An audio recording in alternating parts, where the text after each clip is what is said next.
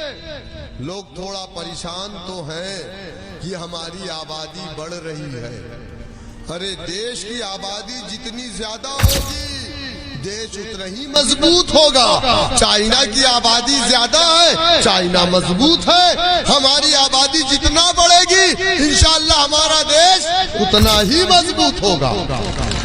तो हम तो आज से एक नारा देंगे कि हम दो और हमारे दो दर्जन।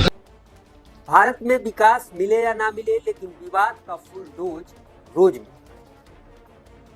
अभी तक हम और आप जीडीपी, रोजगार और शिक्षा पर बात करें, लेकिन ठहरिए, यूपी की राजनीति में एक नया लॉजिक मार्केट में आया है।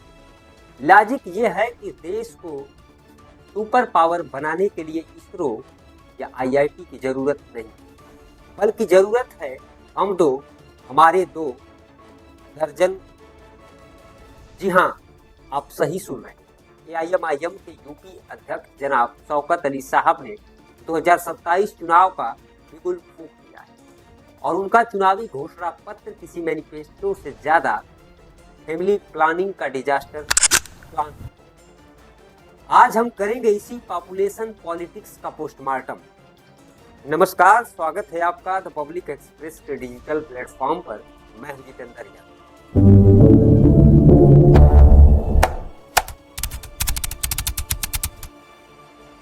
सबसे पहले बात करते हैं सपनों।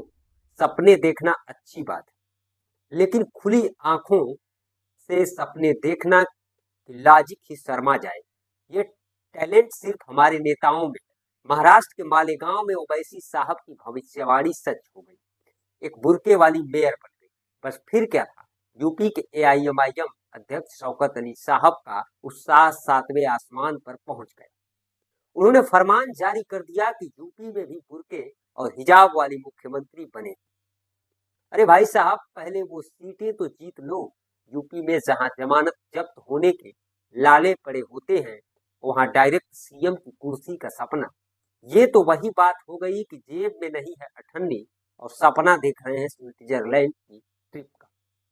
सियासत चमकाने के लिए ये नेता किसी को भी सीएम और पीएम बना देते, लेकिन जब जनता वोट देती है तो ईवीएम को दोष देने सबसे पहले यही आते। लेकिन असली खेल तो अब शुरू होता है। शौकत अली साहब ने देश की मजबूती का जो नया फार्मूला दिया, उसे सुनकर चीन भी अपनी ही दीवार पर सर पटक ले। उनका कहना है कि अल्लाह दे रहा है तो लेते रहे। हम दो हमारे दो दर्जन। जरा इनका डेटा सुनिए। ये गर्व से बता रहे हैं कि उनके भाई के 16 बच्चे हैं, उनके वालिदा के 72 नाती पोते हैं। भाई साहब, ये परिवार है या पूरा जिला घोषित कर दिया है? शौकत साहब का लॉजिक है कि चीन की आबादी ज्यादा है इसलिए वो मजबूत है।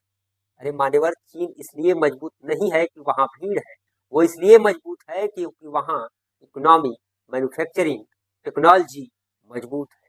अगर सिर्फ भीड़ से देश मजबूत होता तो रेलवे का जनरल डिब्बा दुनिया का सबसे शक्तिशाली स्थान होता, और जब तर्क खत्म हो जाते हैं तो स्तर गिरना शुरू होता है।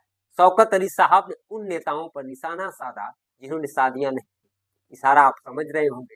कहते हैं जो खुद बच्चे पैदा नहीं करते वो ज्ञान क्यों देते हैं। और सुनिए, ऑफर भी दे रहे हैं। कहते हैं कि अगर कोई दिक्कत है तो हमारी पार्टी में बहुत हकीम है। वाह! अब एआईएमआईएम एक राजनीतिक पार्टी से फर्टिलिटी क्लिनिक बन गई है। क्या देश को विजन चाहिए, सड़कें चाहिए, सुरक्षा चाहिए, और ये जनाब हकीमों का पता बांट। ये 2027 का चुनाव है या 19वीं सदी का कोई दवाखाना? लेकिन रुकिए, पिक्चर अभी बाकी है। मूर्खता की रेस में कोई अकेला नहीं दौड़ता। दूसरी तरफ हिंदू रक्षा दल के पिंकी चौधरी है।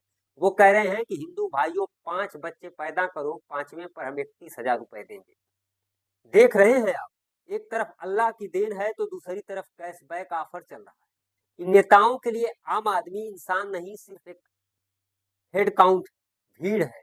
ये चाहते हैं कि आप बस बच्चे पैदा करते रहिए ताकि इनकी रैलियों में भीड़ कम ना हो और वोट बैंक की फसल लहलहाती रहे।